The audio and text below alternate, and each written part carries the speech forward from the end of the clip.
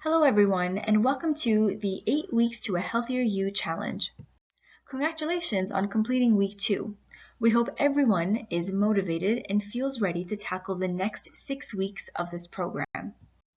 Week 3 of the 8-week program is all about identifying the hidden sugars in your diet and swapping them for healthier choices.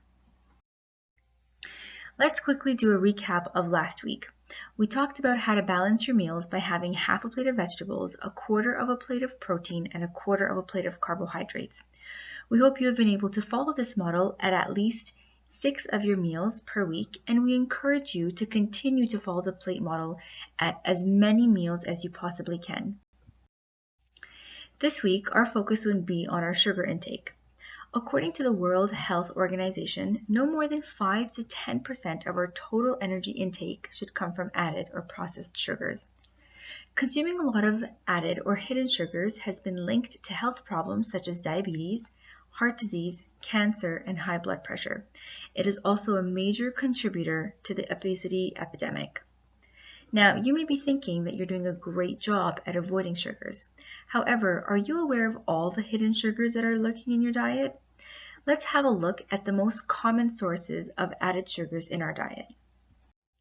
The first example is sugary yogurts and sugary yogurt drinks. We keep these foods in the fridge for a quick snack or part of our breakfasts. However, if you don't pay attention to what you're buying, most yogurt drinks and several flavored yogurts are so full of sugar they might as well be dessert. Instead, try plain yogurt with berries or nuts, or you can try sugar-free flavored yogurts. You can read whether a yogurt is flavored with sugar or artificial sweeteners on the ingredients list. Remember, the sweeteners that are on the market are approved by Health Canada and are a great alternative to sugar. You can also have a glass of milk instead of having a yogurt drink. Just be sure to limit your intake of chocolate milk. Dried fruit is very high in sugar as well, and because the fruit is dehydrated and therefore smaller, we end up eating more than we should. Instead, have a small handful of almonds or walnuts. This is a great snack because it contains protein as well as heart-healthy fats. You can even snack on a handful of roasted chickpeas. Next, pop is filled with sugar, but you probably already knew that. However, don't mistakenly think that juice is a good alternative. Even if it's juiced at home, it's still very high in sugar.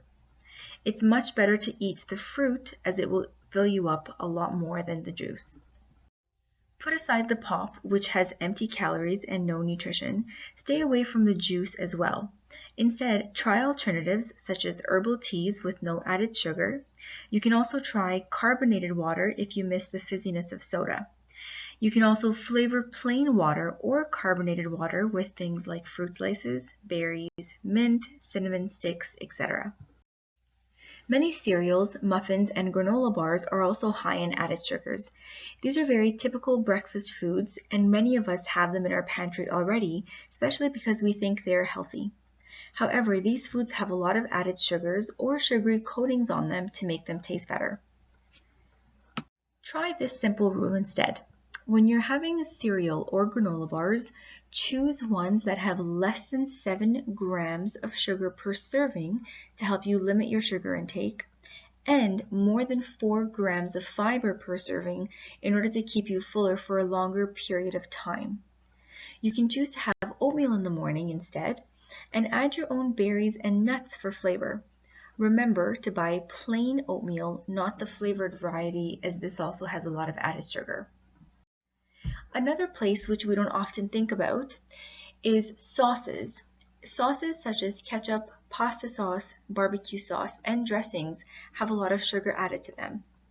Where possible, make your own sauce so you can control the ingredients.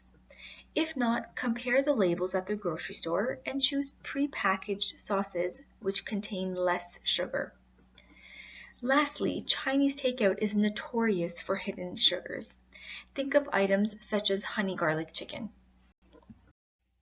Speaking of honey, is it a healthy alternative to sugar? Well, not really. Neither is maple syrup or agave syrup or brown sugar. All of these items have the same amount of sugar, calories, and carbohydrates as normal sugar. Now it's time to look at SMART goals again. Remember, SMART goals are specific, measurable, attainable, realistic, relevant, and timed.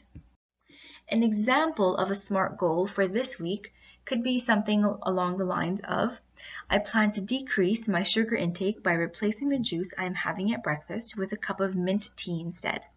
I will stop purchasing juice and instead keep different flavors of herbal teas on hand. We wish you all the best for week 3 of this challenge. Have a great and healthy week ahead.